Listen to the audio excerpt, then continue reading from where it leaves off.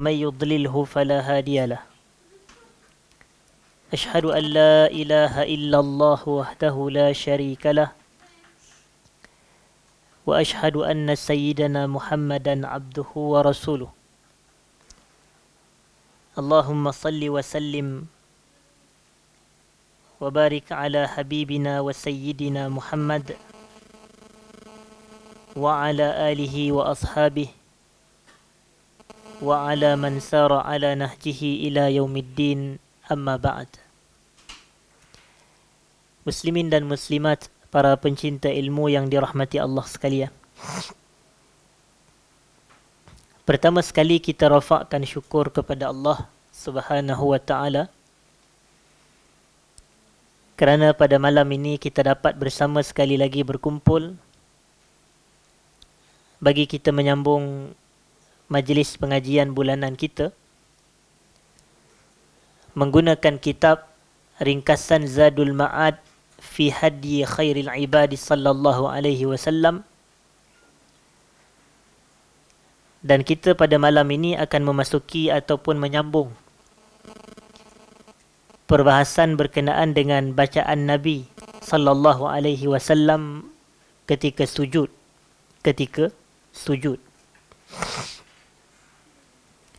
Dan disebutkan di sini, hadirin dan hadirat, wa amara bil ijtihadi fi du'a'i fi sujud wa qala innahu qaminun ay yustajaba lakum. Dan terjemahannya, hadirin dan hadirat,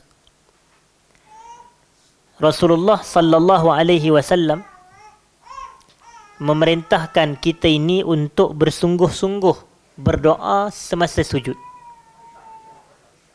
Rasulullah sallallahu alaihi wasallam memerintahkan kita ini untuk bersungguh dalam berdoa semasa sujud. Maknanya di sini sujud adalah tempat untuk kita memperbanyak dan bersungguh dalam berdoa kepada Allah. Jika ada sebarang hajat dan permintaan, ada sebarang doa yang ingin kita lakukan, maka tempat yang terbaik adalah di dalam sujud. Dan apabila disebutkan sujud, maka sujud ni meliputi sujud bagi salat fardu maupun salat sunat. Dia tidaklah terhad kepada sujud salat fardu sahaja, tidak. Tetapi ia meliputi dan mencakupi sujud salat sunat juga. Dan sujud ini juga ia bukan terhad kepada sujud yang pertama sahaja daripada rakaat salat. Bahkan ia adalah mencakupi keseluruhan sujud salat. Kalau tuan-tuan perasan, dalam pengamalan sebahagian masyarakat kita ini, mereka melamakan sujud yang mana? Yang terakhir. Atas faktor sujud yang terakhir mustajab. Sedangkan hakikatnya sama sahaja sujud bagi setiap rakaat. Semua sujud tersebut adalah mustajab dan digalakkan untuk kita bersungguh berdoa padanya, baik sujud pertama, kedua, ketiga atau keempat. Dan disebutkan di sini waqal, iaitu Rasulullah sallallahu alaihi wasallam bersabda, innahu qaminun ay yustajaba lakum. Sesungguhnya ia qamin. Dan qamin ini membawa dua maksud, dan kedua-duanya maksud yang tepat. Yang pertamanya maksudnya adalah segera. Yang kedua maksudnya adalah hampir. Jadi kalau kita terjemah sebagai segera, sesungguhnya berdoa ketika sujud lebih segera untuk mencapai kemustajaban. Itu makna dia. Dan kalau kita terjemah dengan makna dekat, maka dia akan jadi terjemahannya sesungguhnya berdoa ketika sujud lebih dekat kepada kemustajaban. Sama je. Lebih dekat, lebih segera. Itu makna hadis Nabi SAW, innahu qaminun ay yustajaba lakum. Berdoa ketika sujud lebih hampir atau lebih cepat mendatangkan kemustajaban bagi doa tersebut. Dan atas faktor ini, kalau boleh, kita jangan abaikan untuk berdoa semasa sujud. Jangan abaikan. Walaupun kita membaca Subhana Rabbiyal A'la wa bihamdih, tapi sekurangnya kena ada doa juga, doa permintaan. Yang Subhana Rabbiyal A'la wa bihamdih itu tasbih. Dia lebih kepada tasbih, bukan doa. Sebab itu terjemahan dia pun Maha Suci Tuhanku yang Maha Tinggi dan segala puji baginya. Kita tak ada permintaan dekat situ. Dan doa ni adalah permintaan. Jadi sebab itu sekurang-kurangnya sebutlah Rabbighfirli ke warhamni ke ataupun Rabbighfirli wali walidai ke, itu pun dah mencukupi. Minta sesuatu dalam sujud kita ini. Dan lebih baiknya adalah kita melazimi doa yang dibaca oleh Nabi sallallahu alaihi wasallam seperti yang kita telah sebutkan, Allahumma ghfirli dhanbi kullahu diqqahu wa jillahu wa awwalahu wa akhirah wa sirrahu wa alaniyatah. Ya Allah, kau ampunkan keseluruhan dosaku, diqqahu wa jillah, yang kecil yang besar, wa awwalahu wa akhirah, yang dulu yang akan datang, wa sirrahu wa alaniyatah, yang tersembunyi yang terang-terangan. Inilah 6 kategori dosa yang kita nak Allah ampunkan kita, yang mana kalau mungkin ada daripada dosa-dosa tersebut kita pernah lakukan. Dan dalam hadis yang lain Nabi SAW menyebutkan, aqrabu ma yakunul abdu min rabbih wa huwa sajid. Keadaan paling hampir seorang hamba dengan Tuhannya adalah ketika dia sedang bersujud. Dan bila Nabi SAW sebut wa huwa sajid, waw di situ, waw pada wa huwa, itu disebut sebagai waw apa dalam ilmu bahasa Arab, ilmu nahwu, disebut sebagai wawul hal, waw keadaan. Sebab itu saya terjemahkan ketika dia sedang bersujud. Bukan dan dia sedang bersujud dah. Tapi ketika dia sedang bersujud. Wa huwa sajid, kemudian Nabi SAW sambung, fa'aksirud doa. Maka hendaklah dia memperbanyakkan doa. Jadi maknanya kalau keadaan kita ini hampir dengan Allah, mintalah sesuatu. Itu dianya. Minta sesuatu daripada Allah. Bila dah kita dekat, minta sesuatu.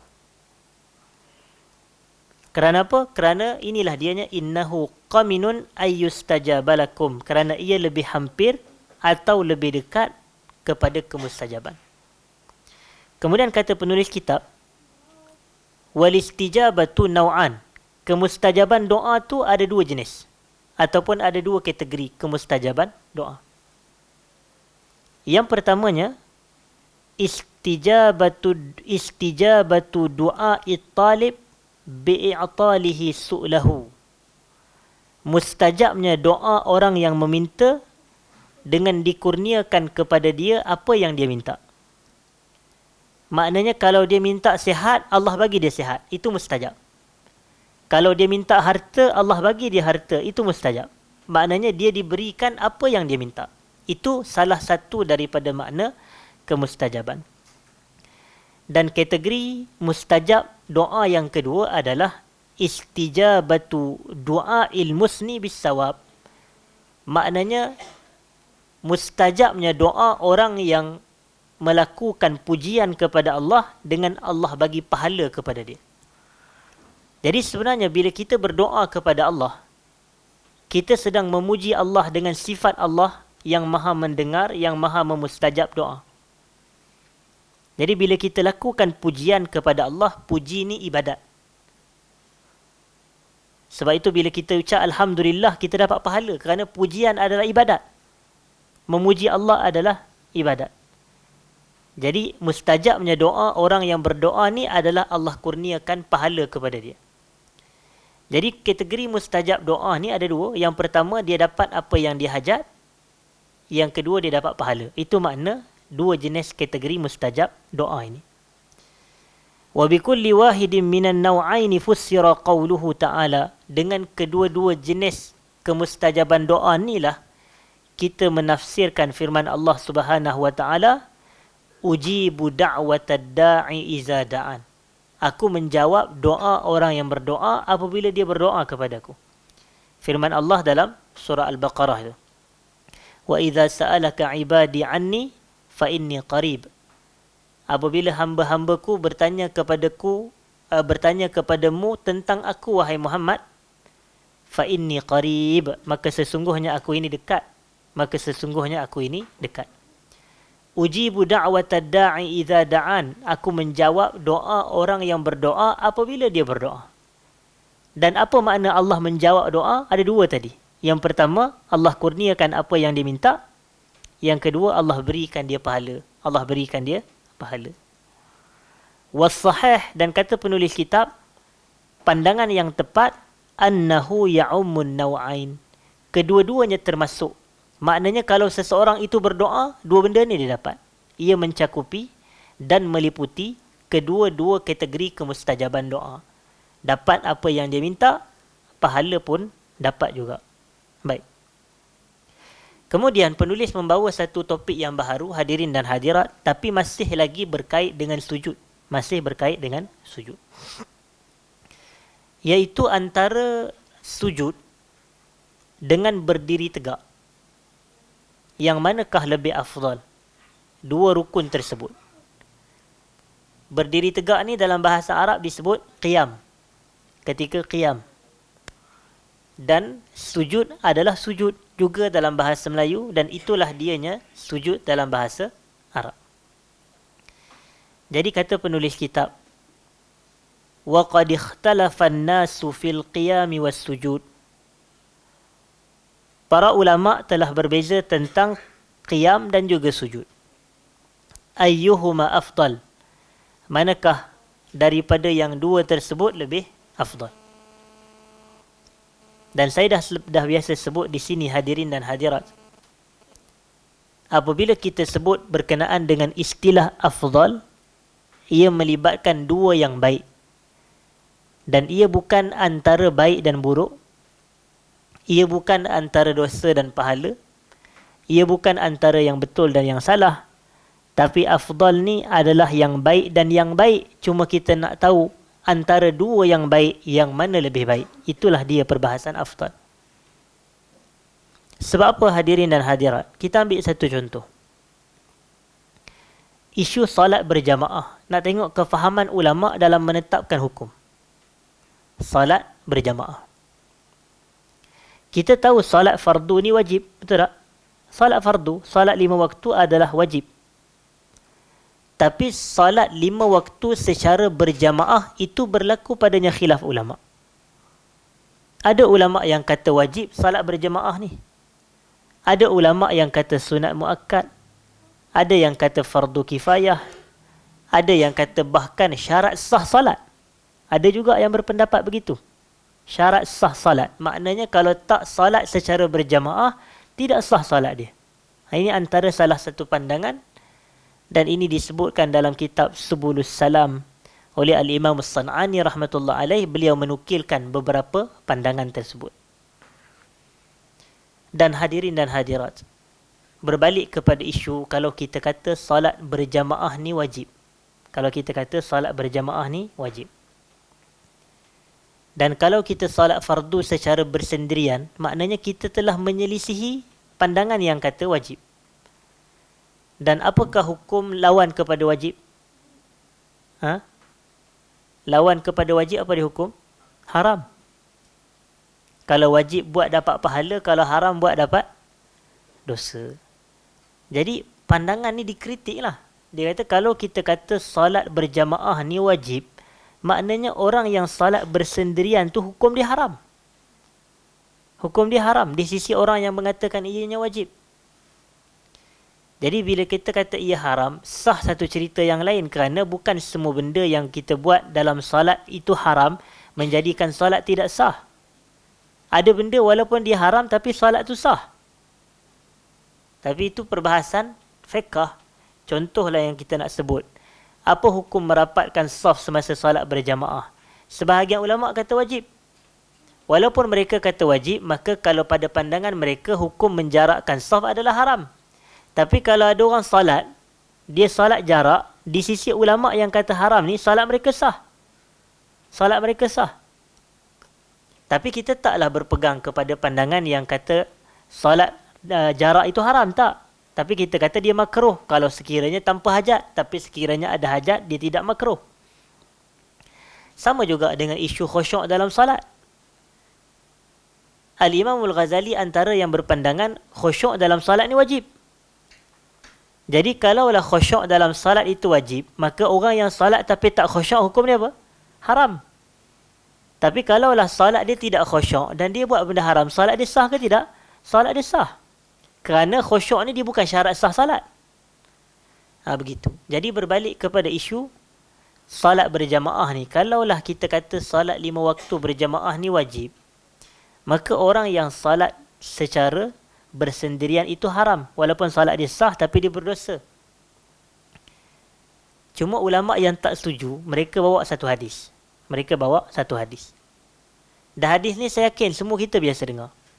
Iaitu sabda Nabi SAW, Salatul jamaah afdal min salatil faz bi 27 darajah. Salat berjamaah lebih afdal berbanding salat bersendirian sebanyak berapa? 27 kali ganda. Sebanyak 27 kali ganda. Jadi Nabi guna istilah afdal. Kan saya kata tadi, bila afdal ni maknanya dua-dua baik. Kalau benda tu haram, kalau salat bersendirian tu haram, takkan Nabi kata benda tu baik? Kalau salat bersendirian itu berdosa, takkan Nabi kata benda tu baik? Mana ada benda yang haram dan benda yang berdosa baik? Tak ada. Benda yang haram, benda yang berdosa adalah tidak baik. Jadi itu yang dipahami oleh para ulama'. Jadi sebahagian mereka tak cenderung kepada pandangan yang kata wajib. Jadi mereka kata, sebab itulah dalam mazhab Syafi'i sendiri pun, walaupun dalam mazhab Syafi'i pandangan yang tepat mengatakan ia fardu, tapi ia adalah fardu apa? Fardu kifayah. Fardu kifayah. Ini dalam mazhab Syafi'i itu sendiri. Jadi kita nak sebut itulah kepahaman tentang afdal, antara yang baik dan yang lebih baik. Bukannya antara dosa dan pahala, baik dan buruk, betul dan salah. Tapi antara yang baik dan yang lebih baik. Jadi salat berjamaah tu ataupun salat bersendirian tu baik juga. Tapi salat berjamaah lebih baik. Begitulah makna dia. Jadi di sini pun berlaku juga isu khilaf. Dan isu khilaf ni dibincangkan dan dibahas oleh para ulama' atas dasar ilmu. Bukan atas dasar nak menentukan yang manakah kita kena buat dan yang mana tak perlu buat. Tak, dua-dua kena buat. Ialah dalam salat kan ada berdiri tegak dan dalam salat ada sujud.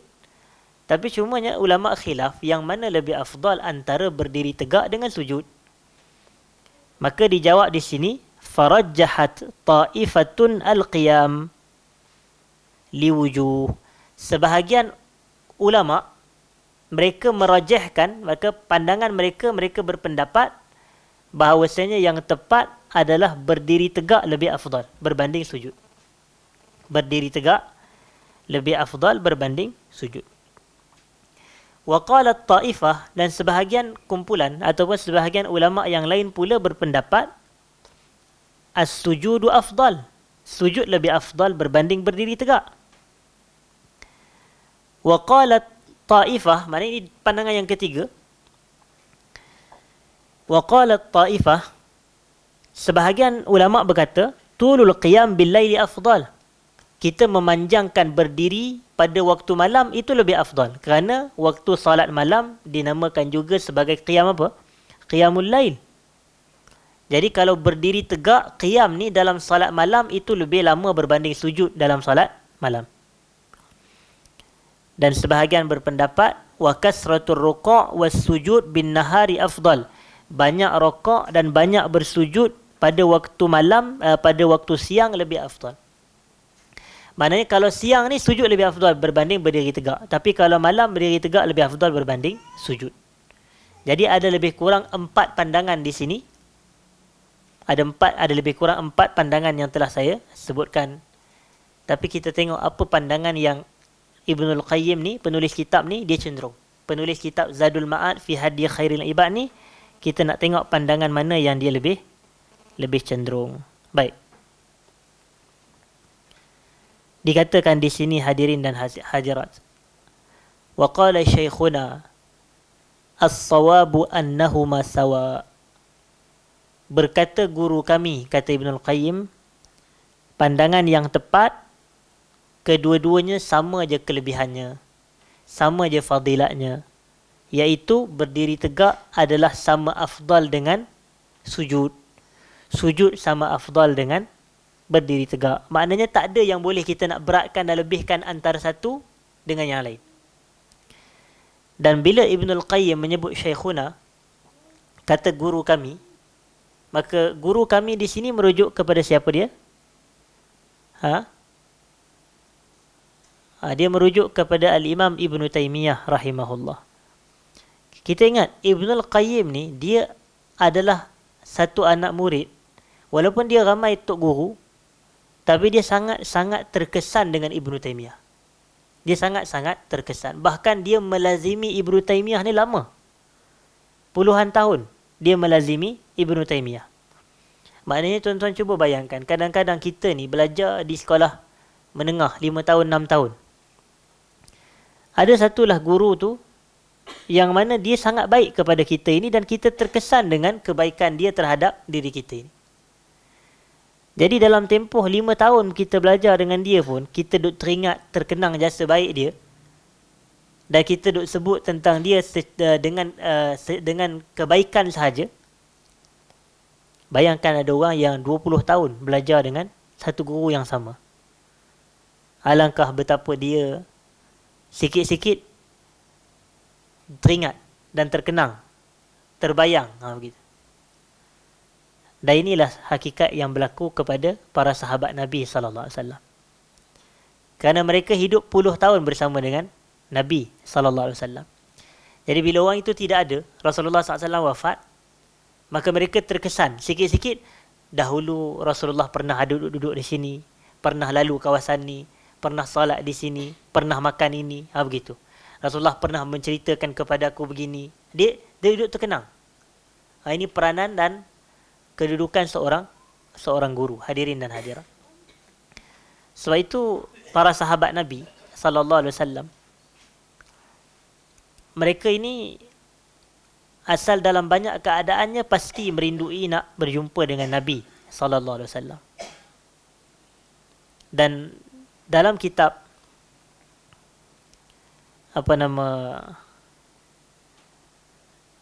yang menceritakan ataupun yang menghimpunkan tentang, ada sebuah kitab yang menarik yang saya beli masa saya belajar dahulu. Kitab tu menghimpunkan kata-kata daripada salafus salih sebelum mereka wafat. Kalau tak silap saya, tajuk dia Al-i'tibar biqawlil madin indal mauti wal ihtidar. Itu kalau saya tak silap. Al-i'tibar biqawlil madin indal mauti wal ihtidar. Ditulis oleh salah seorang ulama Jordan juga. Kitab 1 jilid, cetakan Darul Ibnul Qayyim, Darul Ibn Affan. Dan kitab tu dia menghimpunkan kata-kata para sahabat Nabi ketika mereka sedang sakaratul maut. Dan kata-kata ini dinukilkan dalam berbanyak kitab lah, tapi kitab tu menghimpunkan. Al-i'tibar bi aqwalil madin, bi aqwalil madin indal mauti wal ihtidar. Dan dalam kitab tersebut, hadirin dan hadirat, ada dikongsikan kata-kata daripada Bilal bin Rabah, sahabat Nabi SAW, serta Ammar bin Yasir radhiyallahu ta'ala anhuma, juga sahabat Nabi SAW. Dan ucapan mereka adalah sama. Bilal bin Rabah ni, apabila beliau sedang nazak, isterinya menangis. Isteri dia menangis. Isteri dia kata, wa asafah. Dia kata, alangkah malangnya kami ni. Alangkah sedihnya, alangkah duka cita. Bila dengar sahaja Bilal ungkapan isteri dia wa asafah, maka Bilal bin Rabah ni pun dia kata wa farahah, alangkah gembiranya, alangkah happynya aku. Dia nak mati ni, alangkah gembiranya aku. Dia kata ghadan nalqal ahibbah Muhammadan wa hizbah. Esok kami akan bertemu dengan para kekasih, dia kata. Maknanya hari dia mati, dia akan bertemu dengan para kekasih dia. Muhammadan wa hizbah. Nabi Muhammad dan juga para sahabatnya. Jadi maknanya kerinduan kepada guru, begitu. Asyik teringat, asyik memikirkan dan asyik menyebut pandangan dan cenderung kepada pandangan guru.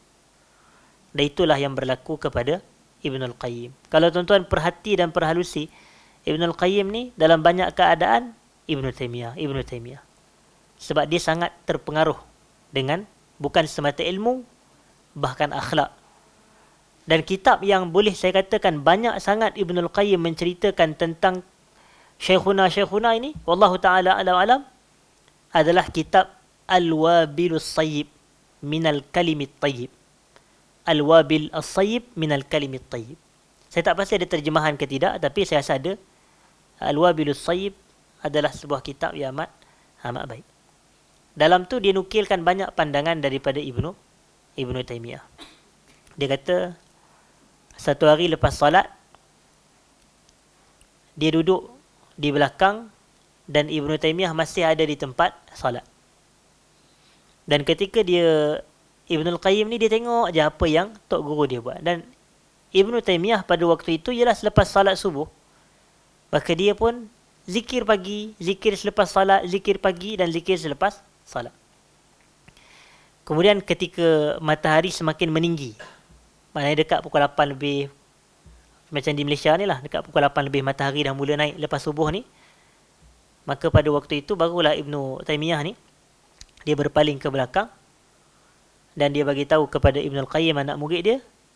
Dia kata hadhihi ghudwati, ini sarapan pagi aku, dia kata. Kalau aku tak makan sarapan ni aku lemah, dia kata. Jadi nampak daripada penceritaan ni Ibnul Qayyim ceritakan balik. Dia ceritakan pengalaman dia. Lepas tu dia katalah, Ibnu Taimiyah pernah sebut dalam kitab Al-Wabilus Sayyib juga, Ibnu Taimiyah pernah sebut zikir ni pada hati ni ibarat air pada ikan, dia kata. Cuba bayangkan kalau ikan tidak dapat air. Macam itulah keadaan hati apabila tidak dibasah dengan zikir. Jadi ini disebutkan oleh Ibnul Qayyim dalam kitabnya Al-Wabilus Sayyib, dan beliau nukilkan banyak daripada gurunya Syekhul Islam Ibnu Taimiyah rahimahullahu ta'ala. Dan Ibnul Qayyim dia wafat tidak begitu jauh dengan Ibnu Taimiyah, kerana Ibnu Taimiyah ini meninggal dunia pada tahun 728 Hijrah dan Ibnul Qayyim meninggal dunia pada tahun 751 Hijrah, iaitu hampir 23 tahun selepas kewafatan gurunya rahimahullahu ta'ala. Dan beliau sebutkan di sini qala syekhuna, ialah berkata guru kami. Jadi ini penting sebenarnya, ini penting kalau kita kenal, sebab kalau tidak kita tak tahu macam mana. Kalau kita hanya belajar ataupun hanya kita baca kitab tapi kita tak tahu tentang maklumat-maklumat sebegini, maka nanti kita akan salah faham berkata guru kami, tapi siapa dia guru? Jadi sebab tu penting untuk kita clearkan siapakah yang dimaksudkan di sini. Baik. Sama juga macam dengan tokoh-tokoh yang lain lah. Kerana tokoh-tokoh yang lain pun ramai juga yang dikenali dengan guru-guru mereka di dalam kitab-kitab mereka ini. Apa yang disebutkan oleh Ibnu Taimiyah, dia kata, as-sawabu annahuma sawa. Kedua-duanya adalah afdal, iaitu al-qiyam dan juga as-sujud. Dan disebutkan wal qiyamu afdal bi dzikrih wa huwa al-qiraah. Apa hujah berdiri tegak lebih afdal daripada sujud? Hujahnya adalah kerana berdiri tegak ni dia lebih afdal berbanding sujud, kerana zikir yang berada pada semasa berdiri tegak, iaitu bacaan Quran. Ketika berdiri tegak, itulah tempat bacaan Quran, dan ketika sujud kita tak boleh baca Quran. Atas fakta itu, berdiri tegak lebih afdal. Berdiri tegak lebih afdal dengan zikir yang dibaca padanya. Begitu. Kerana dalam sujud ni adalah tempat zikir dan tempat doa. Dia bukan tempat baca Quran. Tapi berdiri tegak adalah tempat baca Quran. Begitu. Jadi antara baca Quran dengan zikir yang lain, maka kata para ulama, baca Quran lebih afdal. Jadi atas faktor itu, qiyam lebih afdal berbanding sujud. Dan inilah yang disebut oleh Nabi SAW dalam hadis riwayat Imam Muslim inni nuhitu an aqra'al Qur'ana raki'an aw sajidan. Sesungguhnya aku dilarang membaca Al-Quran ketika rokok atau ketika sujud. Begitu. Jadi maknanya hukum membaca Quran ketika sujud adalah dilarang. Jadi hadirin dan hadirat,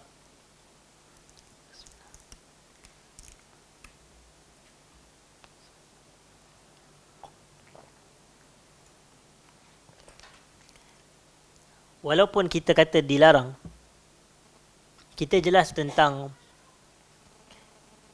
dalam hukum yang 5 ini, ada 2 yang dituntut dan ada 2 yang dilarang.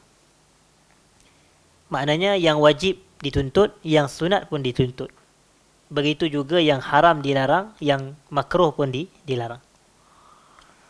Jadi itulah kefahaman kita ini, bahawasanya kalaulah dikatakan aku dilarang membaca Quran ketika rakaat atau ketika sujud, larangan ni membawa kepada hukum apa? Itu maksud saya. Jadi dia takkan jadi wajib pula. Dia takkan jadi sunat, kerana yang wajib dan yang sunat tu dilarangkan, yang disuruh. Yang tu disuruh. Jadi bila dilarang ni, dia sama ada hukum dia haram atau makruh.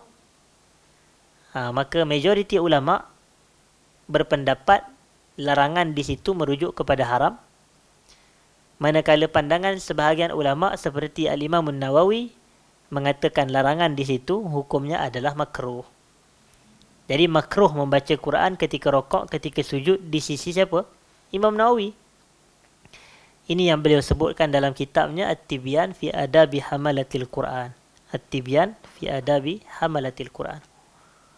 Tapi pandangan ulama lain kata haram. Jadi bila ada ulama yang kata haram baca Quran ketika rokok, ketika sujud, dan ada seseorang dia baca juga, maka dia hukum dia berdosa lah. Dia buat benda haram. Tetapi adakah salat dia batal? Tidak. Itu yang saya maksudkan tadi. Contoh-contoh benda yang kalau kita kata dia wajib, maka hukum dia haram kalau menyelisihinya, namun ia tidak membatalkan salat. Kerana tuan-tuan kena ingat, yang membatalkan salat ni dalam mazhab kita ni ada 6 je. Ada 6 perkara yang membatalkan salat. Kalau saya boleh sebut secara orang kata imbas lalu, yang pertamanya adalah berkata-kata dengan sengaja pada perkataan yang tiada kaitan dengan salat. Begitu. Kalau perkataan yang ada kaitan dengan salat, yang tu pun bercakap juga. Tetapi ia tidak membatal salat. Kerana apa? Kerana ia ada kaitan dengan salat. Contohnya, baca Quran, zikir, doa. Tu pun bercakap juga tu. Macam kita kata, Rabbi ghafirli warhamni wajiburni. Ataupun Rabbi ghafirli wali walidai. Kita kata, Ya Allah, kau ampunkanlah aku dan 2 ibu bapaku. Bercakap lah tu. Cuma, ia tidak membatalkan salat kerana ada kaitan dengan salat. Tapi kalau kita tengah salat, kemudian kita berkata, Ji apa khabar, contoh. Apa kaitan dengan salat? Tak ada kaitan. Maka yang ini membatalkan salat. Yang kawan yang haji sebelah tu, kalau dia tak jawab, tak batal lah. Tapi kalau dia pun kata, saya sihat, Alhamdulillah. Ini batal sembahyang dia juga. Jadi sebab itu, dalam 2 keadaan ni, dia boleh menyebabkan batal salat. Dia kata bercakap dengan sengaja pada percakapan yang tiada kaitan dengan salat. Yang kedua adalah pergerakan. Yang mana pergerakan ini adalah pergerakan yang tidak ada kaitan dengan salat. Kerana kalaulah pergerakan tu, kita kata salat tu melibatkan pergerakan. Kita dalam salat bukannya kita duduk statik sahaja tak bergerak. Kita bergerak, kita rokok, kita beriktidal, kita sujud, kita duduk antara sujud. Tapi pergerakan itu tidak membatalkan salat kerana ia adalah teras salat. Ia ada kaitan dengan salat. Tapi pergerakan yang tak ada kaitan dengan salat ni adalah, contoh tengah semayang, tiba-tiba duduk. Tu. Macam angkat dumbbell tu. Apa kerjanya? Tengah semayang. Jadi ini membatalkan salat.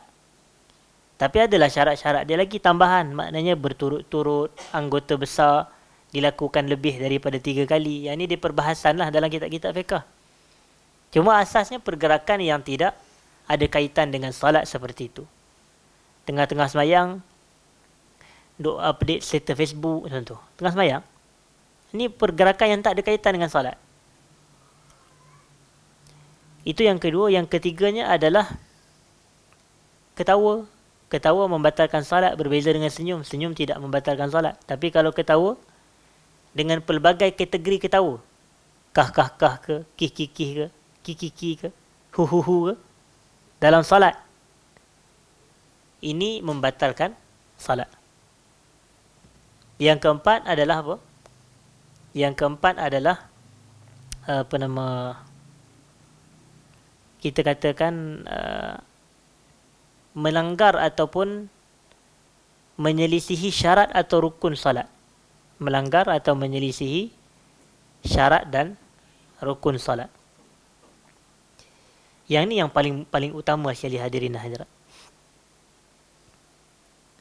Iaitu macam contoh, kalau kita katakan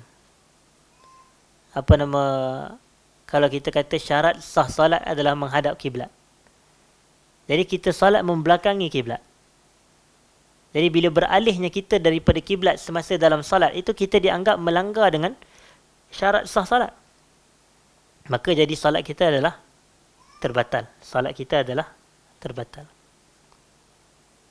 Macam tu juga kalaulah dalam salat kita wajib baca Fatihah tapi kita tak baca, maka kita melanggar rukun. Melanggar rukun, maka ia membatalkan salat.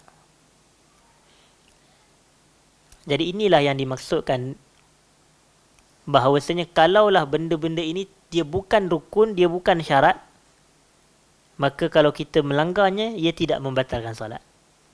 Contoh macam saya kata tadi, khusyuk dalam salat. Walaupun dia wajib di sisi sebahagian ulama, tapi dia bukan rukun atau bukan syarat sah salat. Begitu juga adalah dengan merapatkan saf. Walaupun merapatkan saf adalah wajib di sisi sebahagian ulama, tapi kalau melanggarnya, ia tidaklah membatalkan salat. Macam tu juga dengan membaca Quran ketika rokok, ketika sujud. Walaupun ia hukumnya adalah haram oleh sebahagian ulama, tapi kalau ia dilakukan, ia tidaklah membatalkan salat. Jadi yang keempat daripada perkara yang membatalkan salat. Dan yang kelimanya adalah berhadas. Iaitu semasa salat, kita ini berhadas. Baik hadas kecil atau hadas besar, sekiranya ia berlaku di dalam salat, maka ia membatalkan salat. Jadi saya sebut tadi ada 6. Ada 6. Tapi yang saya ingat 5 je. Lagi satu apa dia tak? Perkara yang membatalkan salat.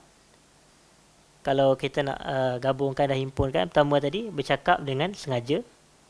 Yang keduanya bergerak kan, pergerakan yang tidak ada kaitan dengan salat. Yang ketiganya saya kata gelak ketawa itu tadi. Yang keempatnya melanggar syarat dan rukun. Dan yang kelimanya saya katakan tadi adalah berhadas, al-hadas. Cuma yang kena apa dia satu lagi, saya pun terima kasih banyak. Makan dan minum di dalam salat. Makan dan minum, jazakallah khairan. Makan dan minum di dalam salat dengan sengaja. Bahkan sebahagian ulama kata tak sengaja pun batal juga. Tapi kita boleh katalah makan dan minum dengan sengaja. Tapi saya macam lebih cenderung kalau tak sengaja pun batal juga.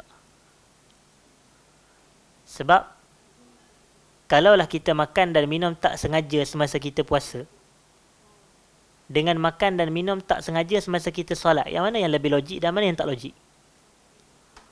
Kalau yang lebih logik adalah makan dan minum tak sengaja ketika puasa. Logik lah.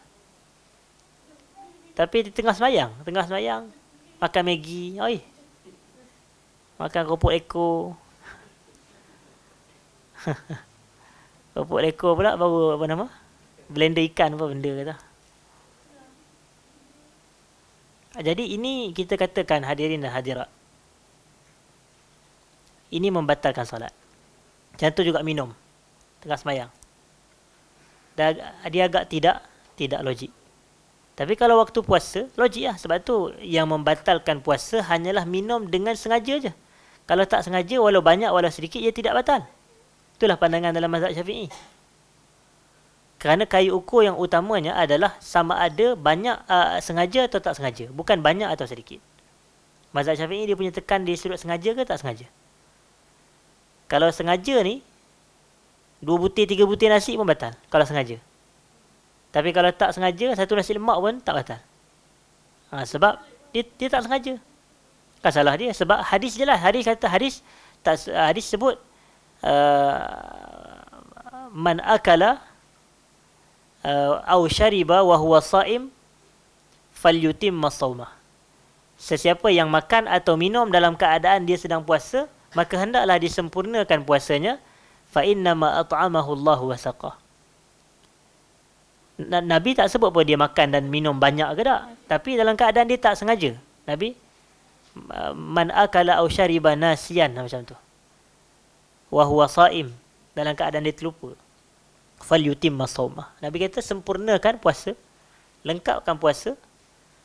Fa innama at'amahu Allah wa saqah. Yang tadi itu Allah yang bagi dia makan dan minum. Baik.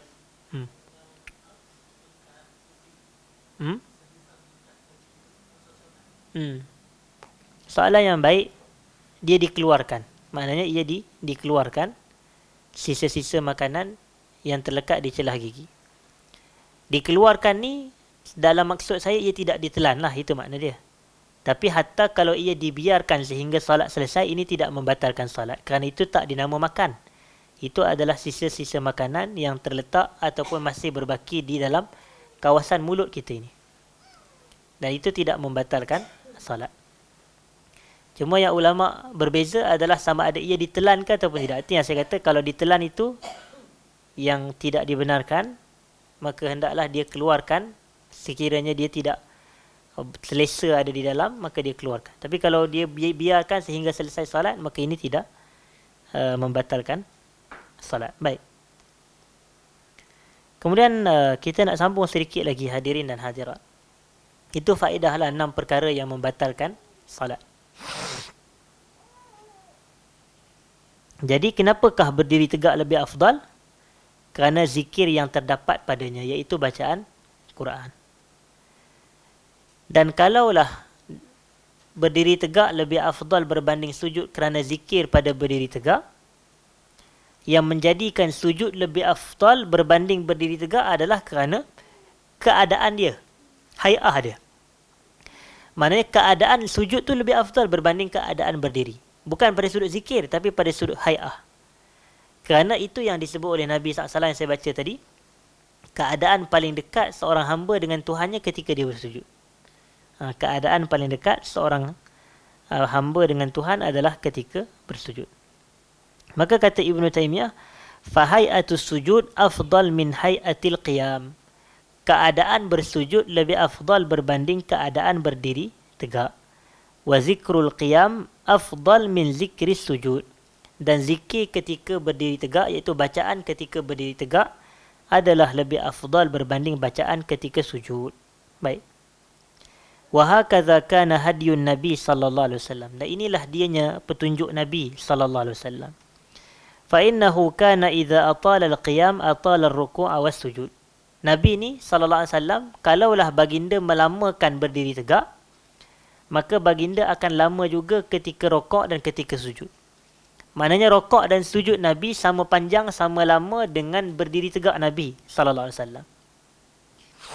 Dan kita mungkin tak hidupkan sunnah ni.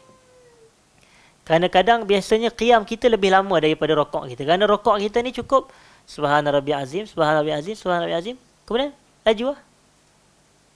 Padahal rokok Nabi lebih lama, sama lama dengan qiyam. Adakah kita ni berdiri tegak kita subhana rabbiyal azim, subhana rabbiyal azim, subhana rabbiyal azim, tempoh tu begitu? Adakah tempoh berdiri tegak kita begitu? Tak. Maksudnya tempoh berdiri tegak kita ini adalah lebih lama berbanding tempoh rokok dan sujud. Sedangkan antara petunjuk Nabi sallallahu alaihi wasallam adalah tempoh berdiri tegak Nabi adalah sama panjang dengan tempoh rokok dan sujud Nabi, ataupun tempoh rokok dan sujud Nabi adalah sama panjang dengan berdiri tegak Nabi sallallahu alaihi wasallam.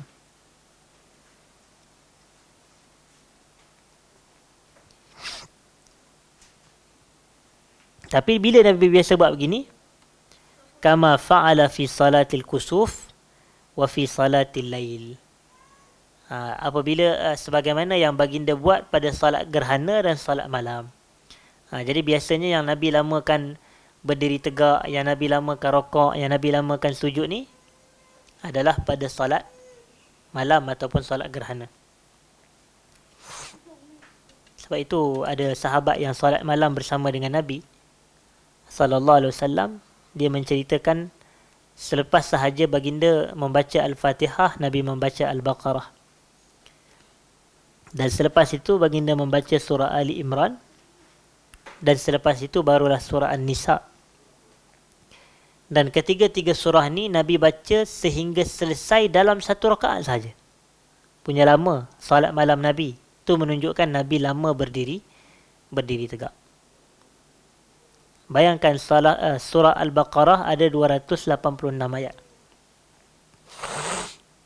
Surah An-Nisa ada 176 ayat. Dan surah Ali Imran ada 200 ayat. Jadi 286 campur 176 campur 200 ayat. Saya rasa lebih daripada 600 ayat yang dibaca dalam satu rakaat sahaja. Dan itu sebelum rokok. Itu adalah sebelum rokok. Menunjukkan betapa lamanya berdiri tegak Nabi sallallahu alaihi wasallam.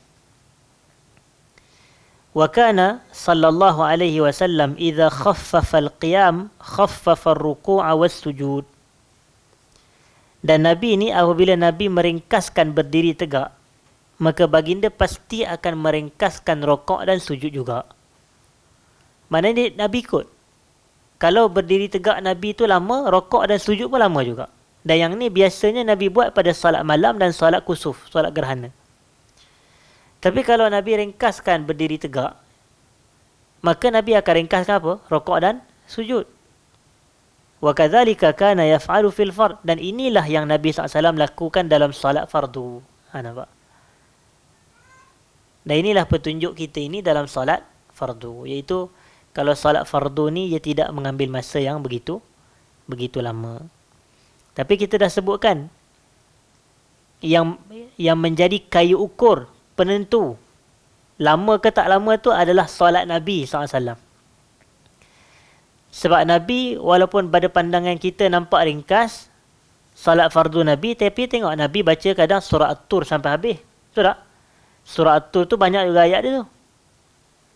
Dan kadang Nabi baca surah, tengok As-Sajdah sampai habis, surah Al-Insan sampai habis dalam 2 rakaat subuh pada pagi Jumaat. Yang tu panjang tu. As-Sajdah sahaja ada 30 ayat. Kita kadang salat maghrib kita ke zuhur kita pun tak baca 30 ayat pun. 3 ayat Iza Ja'a Nasrullah, 3 ayat Wal Asri. Baru 6 ayat. 2 rakaat. Selesai dah salat. Tapi ini 30 ayat. Pada menghabiskan rakaat yang pertama. 30 ayat. Dan pada surah rakaat yang kedua Nabi menyelesai bacaan surah Al-Insan. Begitu juga contohnya kalau Nabi membaca dalam salat Jumaat, Sabbihisma rabbikal a'la tu bukan pendek tu, panjang juga. Dan juga Nabi membaca Hal ataka hadithul ghashiyah pun panjang juga. Tapi ini tengok, ini kita kata kena tengok kepada situasi lah. Dan imam perlu ada fiqah. Kalau macam sekarang ni masuk waktu 1-4 minit. Panjanglah sikit baca contoh. Mana janganlah jadikan masuk waktu 1-4 minit sama macam masuk waktu 1.5. Kalau sebab office hour masih sama. Kadang ada pukul 2, kadang ada 2.45 baru start. Jadi kalau tengok kita ada masa, tak perlulah nak kerja-kerja sangat. Kalau ada masa. Tapi yelah itu bergantung kepada fiqah lain lah. Kalau masjid pun sejuk. Tapi kalau ramai orang semayang kat atas jalan tar apa semua tu kena ambil kira juga. Dia tak apalah, di atas sejadah ada 3 kapet. Atas dia ada aircon, depan dia ada kipah. Seronok jadi imam. Tapi kesian ke makmum yang di tempat-tempat yang mungkin panas. Jadi itu pun antara yang perlu diambil kira juga. Dan yang terakhir hadirin dan hadirat, sebelum kita tutup. Summa kana Rasulullah sallallahu alaihi wasallam yarfa'u ra'sahu mukabbiran ghaira rafi' yadayhi wa yartafi' minhu ra'suhu qabla yadayhi thumma yajlisu muftarishan yafrushu rijlahu al-yusra wa yajlisu 'alayha wa yansibu al-yumna wa lam yuhfaz anhu sallallahu alaihi wasallam fi hadha al-mawdi' jilsatan ghaira hadhi ataupun jalsatan ghaira hadhi. Terjemahannya, hadirin dan hadirat, selepas sujud kita buat apa? Duduk antara dua sujud. Jadi ini yang disebutkan oleh penulis kitab. Kemudian Rasulullah SAW mengangkatkan kepala baginda dahulu. Maksudnya bangun daripada sujud, Nabi mengangkat kepala dahulu. Mukabbiran. Dan ketika Nabi angkat kepala untuk bangun duduk antara dua sujud, Nabi bertakbir. Allahu Akbar. Yang macam kita buat. Kita sujud, kita bangun Allahu Akbar.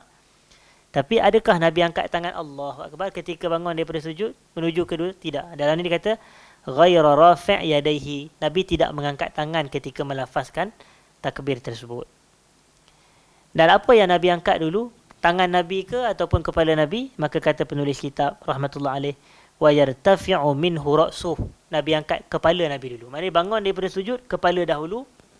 Kemudian barulah tangan diangkat.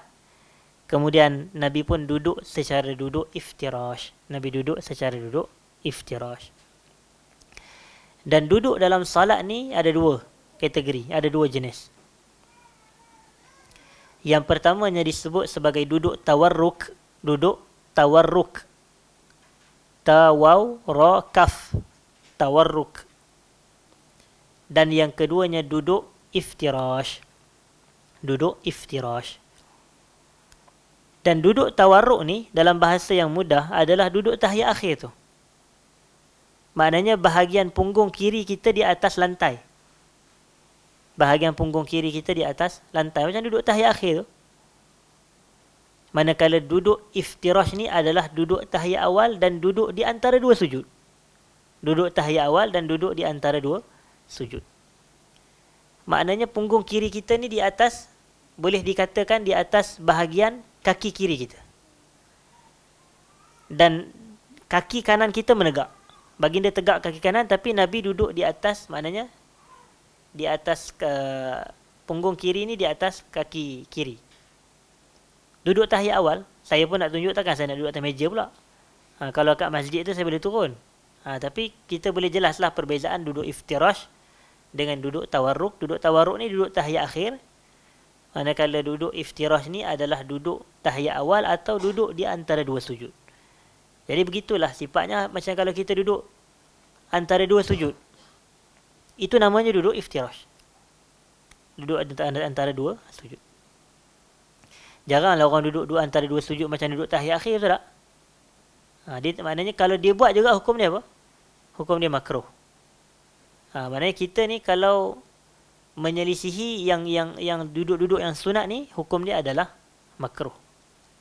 Maknanya kalau ada orang dia duduk tahiyat awal macam duduk tahiyat akhir, yang ni makruh. Kalau dia duduk tahiyat akhir macam duduk tahiyat awal, yang tu adalah makruh. Okey. Dan kata penulis kitab, dan tidak diketahui pada kedudukan tahiyat duduk antara dua sujud ni, Nabi duduk dengan cara selain daripada duduk iftirash. Tak diketahui. Maknanya petunjuk Nabi SAW yang sampai kepada kita adalah duduk antara dua sujud dengan duduk iftirash, bukan duduk tawarruk.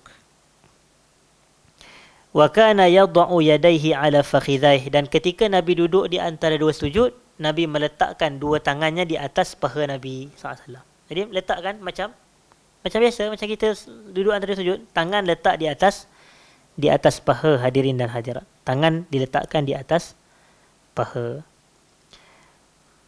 Wa yaj'al mirfaqaihi ala fakhidhaihi wa tarafa yadahu ala rukbatihi. Nabi meletakkan dua mirfaqain. Mirfaqain ni adalah siku. Nabi letakkan dua siku di atas paha, dan penghujung tangan Nabi ni iaitu penghujung tangan ni kita punya pergelangan tangan ni lah. Hujung tangan ni Nabi letakkan di atas lutut. Nabi letakkan di atas lutut. Macam orang duduk antara sujud. Macam tu. Wa yaqbidu sintaini min asabi'ihi wa yuhalliqu halqatan. Summa rafa'a usbu'ahu yad'u biha wa yuharrikuha. Hakadha qala Wa'il bin Hujur anhu. Dan ini dia lebih kepada duduk tasyahud awal. Iaitu Nabi dua jari Nabi ni Nabi buat begini macam yang saya buat ni. Kemudian Nabi membulatkan satu bulatan macam ni. Kemudian Nabi mengangkat jari telunjuk Nabi dan Nabi berdoa dengan jari telunjuk ni wa yuharrikuha, dan Nabi menggerak-gerakkannya. Yang dia yang kita tengok ada sebahagian yang buat tu. Nabi menggerak-gerakkan. Hakadha qala Wa'il bin Hujur anhu. Inilah yang disebutkan oleh seorang sahabat Nabi yang nama Wa'il bin Hujur. Tapi kebiasaannya itu bukan duduk antara dua sujud, tapi yang itu adalah duduk tasyahud. Begitu. Dan kemudian tapi ini salah satu. Tapi kalau kita yang mengikut kepada mazhab, letakkan sahaja dua tangan di lutut. Di lutut semasa duduk di antara dua sujud. Dan doa yang dibaca oleh Nabi SAW adalah, ataupun zikir yang dibaca oleh Nabi SAW ketika duduk antara dua sujud adalah Allahumma ghafirli warhamni wajburni wahdini warzuqni di sini. Hadis riwayat Al-Imam At-Tirmidzi. Allahumma ghafirli warhamni wajburni wahdini warzuqni.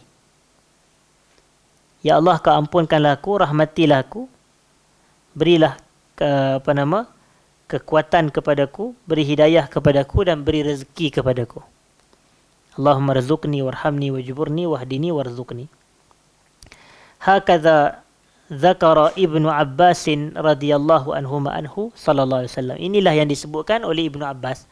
Bahwasanya Ibnu Abbas lah yang menceritakan, yang meriwayatkan bahwasanya Nabi membaca lafaz Allahumma ghfirli warhamni wajburni warzuqni wahdini warzuqni.